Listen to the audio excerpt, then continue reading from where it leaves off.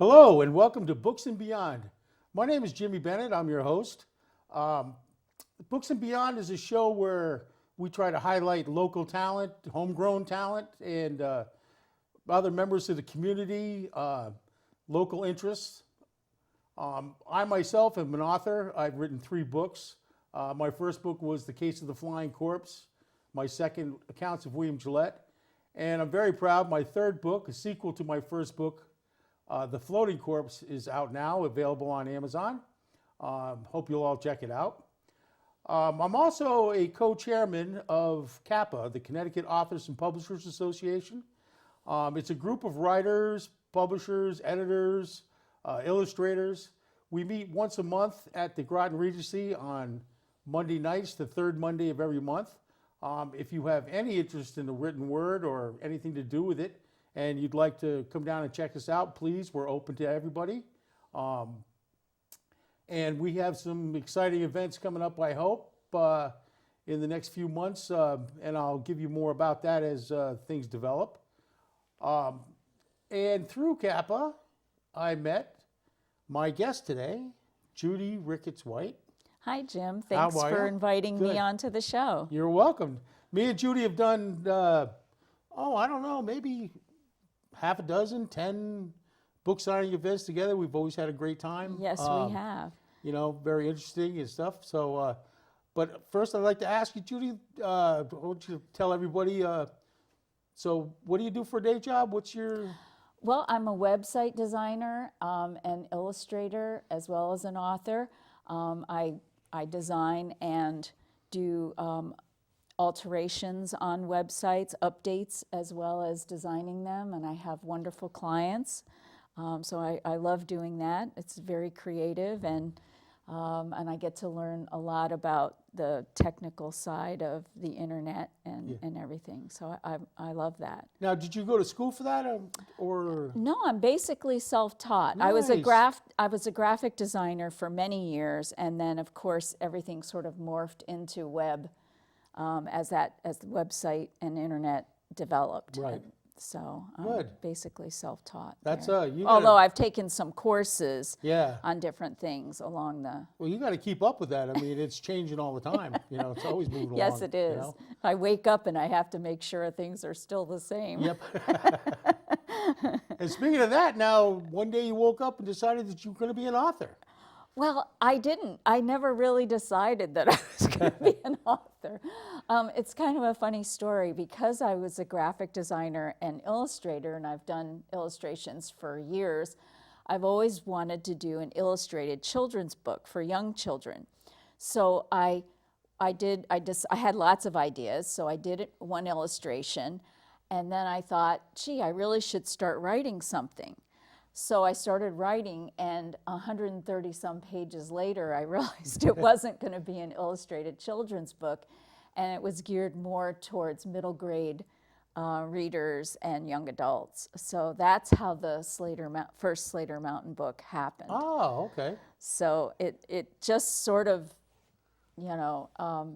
magically appeared. And you are a cowgirl. You own horses, right? Yeah, I wouldn't call myself a cowgirl, but I do own horses, and I've been involved with horses for years, studied them. I belong to a horse study group and have studied with some of the major clinicians and like I said, and taken lessons locally and been involved with horses for a number of years now. How many horses do you have? I have 2. Okay. And what's their names? Well, Classy is my Appaloosa that I ride. He's a wonderful boy, and he has taught me many, many lessons over the years.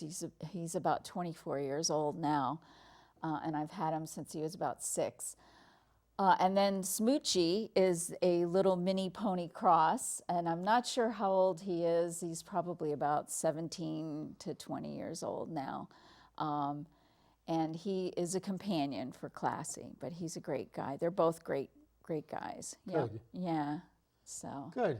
And they've taught me a lot, and of course with the Slater Mountain books, I've put a lot of that into the books of what I've learned with Right. horses, dealing with horses. So tell me a little bit about the Slater Mountain books.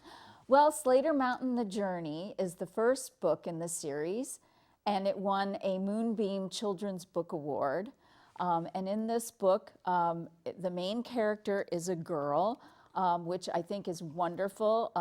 You know, girls need role models. I know I grew up reading every story that there was a boy as the main character. And Bailey Matthews is the main character in the Slater Mountain series, and she's a strong, smart, capable, talented, fun-loving, kind person. She's just everything you'd want your daughter to be, or you'd want anyone you know to be, as well as you'd want yourself to be like her. She's a great character. And so the stories revolve around her family farm, and ranch, and the horses, and her friends. So they're fictional adventures. And she, in the first book, the main theme is that Bailey has to step up and make a dangerous journey on horseback to save a family member who gets injured. But there's lots of sub-themes going on, side stories, fun with friends, relationships with family members, and ranch and farm life. So there's really a lot going on. And what I've tried to do is take my knowledge of being with horses and working with horses and use good, solid horse handling principles and just weave them into the story wherever it applies.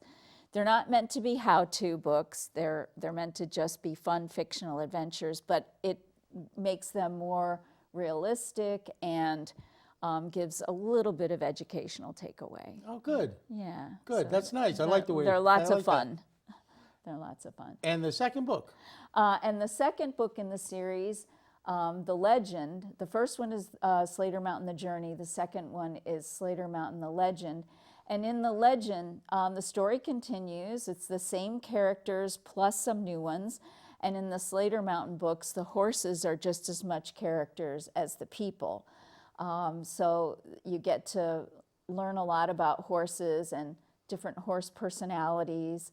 And the Legend is an adventure as well, fictional adventure. And the main theme in the second book is Bailey takes Noah to see a beautiful outlook that she found that looks out over the whole area from Slater Mountain. And so they take a trail ride and they go to this outlook, and then through dangerous and strange circumstances, they end up in a place that time seems to have forgotten, and they get trapped. So then they have to find their way out. They have to survive and see if they can find a way out and get home. So it's a real adventure. There's a lot going on. And of course, the family is going crazy because the two haven't shown up when they're supposed to show up. So they're out looking for them, and it's quite an adventure. It's lots of fun. Is Slater Mountain a real spot in your mind, or is it a fictional? It's a fictional place, although over time, over writing, it's become a real spot in my mind. Right. I kind of have it all mapped out in my mind. And there actually is a Slater Mountain somewhere out west, and that's where the story takes place, is somewhere out west, near where there's wild horses, because the story also includes the fact that Bailey studies a herd of wild horses that travels near their ranch.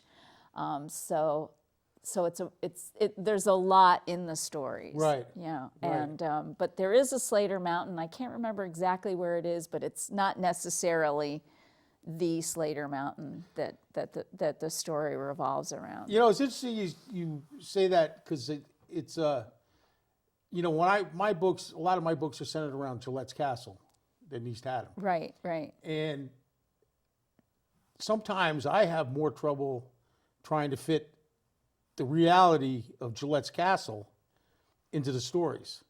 Now, my second book, the 5 short stories, was easier for me because I could make them up and make up the places and everything as I went along, you know. But it's an incredible thing to put together a whole landscape in your head, and I really, you know, I just think that's great. And you have a third book for the series?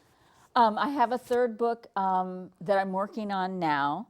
I'm not going to reveal much about it because it could take some different turns from what I imagine. But yes, I have a third Slater Mountain book that I'm working on right now, and I'm hoping to have it out by September-ish Oh, okay. of this year. Yep. That's my goal. So how does your writing process work? I mean, you know, everybody's got a lot of writers. They have different when they do it, how they do it. You know what I mean?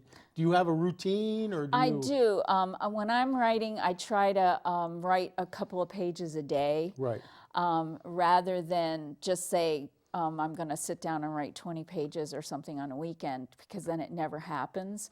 So I usually try to, in the evenings when it's quiet, just sit and write a few pages, because then little by little the story gets finished. It does. I'm surprised, but one of the inspirational stories I had when I was young, I got from a friend of mine, who his college roommate was writing a book, and it was sort of an obscure book about a Phoenician war in 900 BC. You know, da da da da da, and you know, he said to me, he goes, "You think you're gonna, you know, get this book published? You think you're gonna, you know, really do something with it?" And the guy says, "You know, I sit down every day, and sometimes I write 6 words, sometimes I write 6 pages." He goes, "But I will finish it. You know, it's a discipline. I do the same thing. I you know, when the night's done, everything, my wife goes to bed, I usually go down to my office, I sit in front of my computer. Sometimes it's a blank, you know, and sometimes you just rip through 10 pages and you're like, you know, you're excited. So it's a process, you know what I mean? And everybody's got a different, you know, that's why I always ask, because I was wondering if people have different, you know, what inspires them to move on or to keep going, and you know what I mean. But you know, it's as an author, you know, I mean, when things start coming together, and you get further and further into it, it's just, you know, it's a great thing. Yeah, you know? it can be magical when you kind of get into the flow of writing, and it just sort of unfolds. Yeah. And that's a really wonderful feeling when you're in that spot. Yeah. In the zone, so to speak. Yeah. Well, people always say to me, they say, how do you come up with that? How do you? And I say, it just sort of flows out of you. It's like that sculpture that says, you know, the statue's inside the rock. I just got to take away the excess. You know what I mean? It's funny how that works, you know? I know people have asked me where do I get my ideas, and I always think of that Mark Twain called it the 3 Bs: bed, bus, and bath. That's what he used to call it, the 3 Bs. That's when he got his inspiration. Well, I've amended that a little bit to the 4 Bs. I call it bed, bath, bus, and barn. Yeah. And bus meaning car or train or plane or whatever. But I've added the barn, because when I'm out in the barn and doing cleanup and feeding, and you're kind of doing sort of mindless chores, your mind just keeps working, and I get a lot of ideas when I'm out doing chores. Does it help when you ride too? I mean, does that sort of or give you a feel for it? Or? Yeah, oh yeah, definitely does. That gives you the sort of emotional inspiration, the connectedness that you feel with the horse, and the joy that you feel when you're riding. Definitely translates into riding into writing. Yeah, that's great. That's great. Now, we'll talk about your very special project. I know this is something very dear to your heart, and I'd like you to tell us about. Well, I'm just about ready to publish my mom's poetry manuscript. The title is Count Me Never Lost. It's by my mom, Elizabeth M. Ricketts, and it's a wonderful volume of poetry that she and I it's the manuscript that she put together over the years. She had poems published in the New York Times, in Ladies' Home Journal over the years. She was actually nominated to the post of Poet Laureate for the state of Florida. She didn't get it, but she was among the Wow. nominees. So that was a great honor. So this is her manuscript, and she never quite, I worked on it with her, but we never quite got it finished while she was alive. So I'm trying to get it published now, and it's just about ready. I'm in the final editing, proofreading editing right now. So I'm hoping to have it published and ready to go by the end of February, beginning of March. And it's really a wonderful volume of poems. It's really her life. The poems are about love and loss, the human condition, everyday life, and how the human spirit always seems to triumph. There's one poem in there called "The Ballad of JFK" that she wrote right after his assassination, and she sent a copy of the poem to then Attorney General Robert F. Kennedy, and she received back a nice signed thank you note from wow. Robert F. Kennedy. So I've included that in the book, the poem and the signed copy, but she had the ballad as part of her manuscript. So it's really a wonderful volume, and I'm doing it to honor her, number one, because she was never able to quite get it published, and so that all the family members can have a copy. And I'd like to share them with the world. Right. There are people who love poetry, and I think there are lots of people out there who would enjoy reading her poems. And then, of course, they'll be copyrighted and protected, so that's Right. another advantage Yeah. to getting them published. So How many poems are in the book? around 100. Okay. Yeah, about 100, maybe a few more than 100, but around that Did number. you pick and choose, or did you just sort of? No, this is her This manuscript. is the one that she had put together. She wanted had to put together. She has more poems than are in this volume, but I kept it to the Right. manuscript that she chose. Oh, nice. Yeah. Were you writing when your mother was alive? No. I'd written a few poems myself, but I really hadn't started writing until after she passed away. Yeah. So, yeah. Well, it's a nice way to honor her. Yeah, definitely, know. definitely. So We were talked about this earlier, and this is something that I would encourage everybody to do.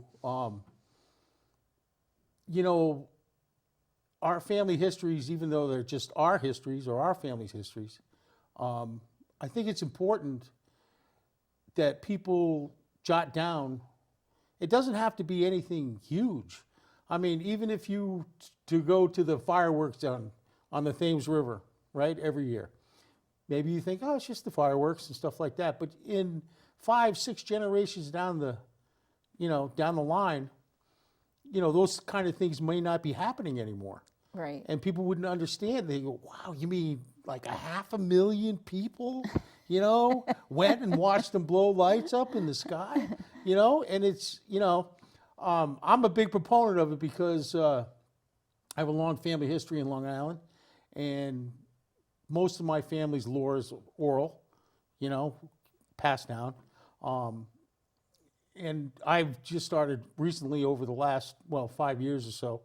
I write down little stories that they told me and kept because I find them fascinating. There's stories from the 30s, the 20s, the bootlegging days, stuff like that. And it's, it's funny to think of my family being involved with bootleggers, you know what I mean? But it was just, everybody did it, you know what I mean? So, and it might seem like quite a thing now, but back then it wasn't.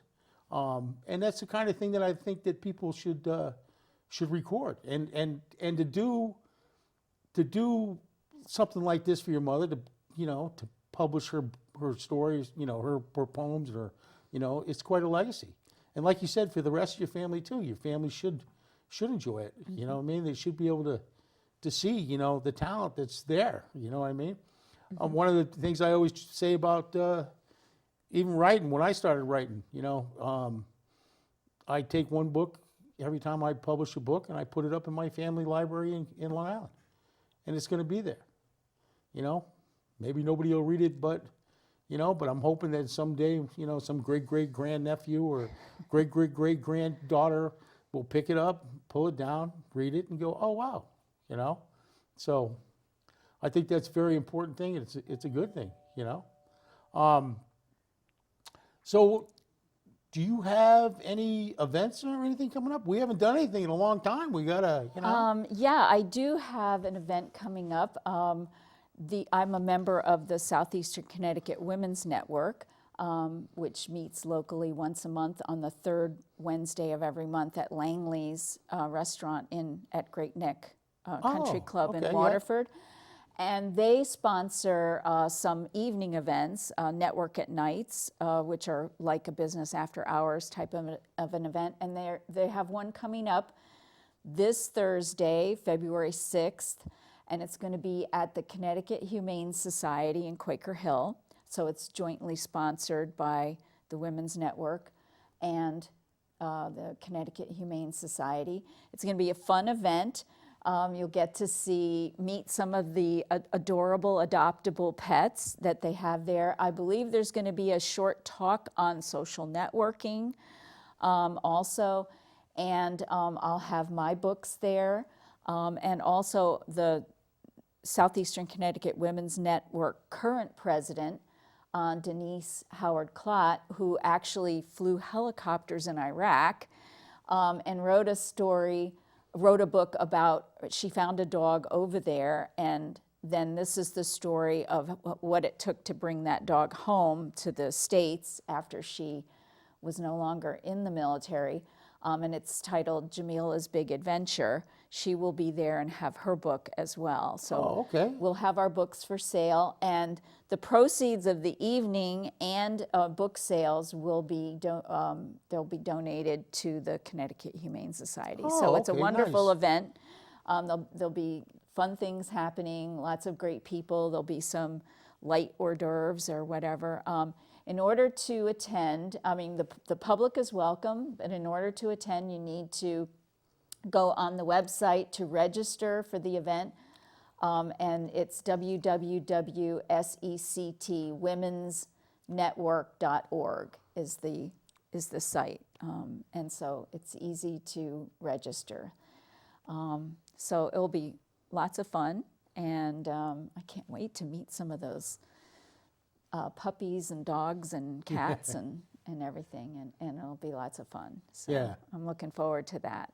Good. Yeah, and the Women's Network also has wonderful speakers at their monthly luncheons every month, and the one coming up for, February luncheon is the 19th, which is a speed networking event, and then in March we're going to be having Lottie Scott as a speaker, who has a book out. She's a civil rights and civil liberties leader and advocate. She's been for many years, lives in Norwich, and she has a book out. I believe the title is Deep South and Deep North. She actually was born in South Carolina and then moved to Norwich. So that should be an interesting talk in March. So, good. Yeah. Good. So looking forward to that event as well. Yeah, well, we were talking about this earlier. It's a tough road for writers, to get exposure, to get out there. You want to show people your work. You and me, we're the veterans of many of the Groton Farmers Market. We did many weeks. Yep. Bunch of other, things. So I'm hoping that this year we're hoping to really expand CAPA more into to getting it out for everybody. Into more events. Into more events, more exposure, more, There's a lot of, I don't have to tell you, there's a lot of great talent in our group. Yes, there is. Wonderful writers. And illustrators. Oh, ask me about illustrating. All right, well, Tell me about illustrating. Well, I've done illustrating over the years, and I actually am working on I have two different illustrated books for younger children that I'm working on. And I was asked recently to do an illustration for one of our other Kappa members for a possible children's book. So I'm really excited about illustrating and doing more illustrating. Yeah. So in the future, I'll have some books out, some for younger children, and maybe some news about some other books. So Well, that's illustrating. that's quite a talent, because I've talked about this before on the show, but illustrating for children's books, it's you need the story, you need the picture to tell so much of the story. Right. Picture the is words worth are- 1,000 words. Yeah, That's right. the And saying. and the words usually are, I mean, for young children, of course, they're simple. You try to put a message in it, but it's really the picture that they see. It's the picture that forms the idea in their mind, and and drives the point home. Right, right. So that's quite a challenge. I'll be interested to see how you do. Yeah, You know? yeah, lots of fun, and looking forward to working on some more projects there Yeah. with the illustrating. So, Well, good, good. so Yeah, my initial dream hopefully will come true of illustrating a book for younger children. So, Yeah, I mean, yeah. I kind of thought about it myself a few times, but I'm just not that talented as far as drawing. and stuff, oh, I mean? think everybody's talented. Yes, well, I suppose to a point. I mean, I do some painting, but I don't know. Sometimes trying to put that just exactly, as the chef once told me, he goes, "Something always gets lost between here and your hand, Jim." Well, just make your children's book about food. Then it'll give you some real Yeah, inspiration. I suppose so. That's one thing I haven't. One thing I haven't really done too much of is because people are always surprised, anyways, because being a chef, they, whenever they say, "Oh, I wrote a book," they're like, "Oh, cookbook." Oh, I actually know it's a murder mystery. It's said 100 years ago, but So yeah, we're hoping this year that Kappa's, we've been having a pretty good year. We're really coming together as a group. Yeah. I really believe we One are. of the things I like best about Kappa, especially our Southeastern chapter, is that we really do try to help each other. Yes. Give each other knowledge that we might have that somebody else is looking for, and vice versa. We really try to help each other out, whether it's marketing or editing or with the somebody has a writing question or whatever it is. Yep. And we're open. We're inclusive. We really encourage people to come check us out. See what we're all about. And as we say, as a group, we're really going to be trying this year and moving forward to help each other promote our work, get more exposure, get the thing out. Our next month, our speaker will be Ann Campbell from the Groton Public Library. Oh, great. And we're going to be talking about how we can integrate, how the library and Kappa can work together. Oh, I'm looking forward to that. Yeah, that should be a good thing. Well, Judy, I'm sorry, but that's all we got time for today. But it was Oh great. my gosh, that flew I by. know it did. I want to thank you so much. I want to encourage everybody to check out the Slater Mountain series by Judy Ricketts-White. And when her mother's book of poetry comes out, what's her name? Elizabeth M. Ricketts, yes. Elizabeth M. Ricketts. Please check that out. Yes. This has been Books and Beyond. I'm Jimmy Bennett. And until next time, take care.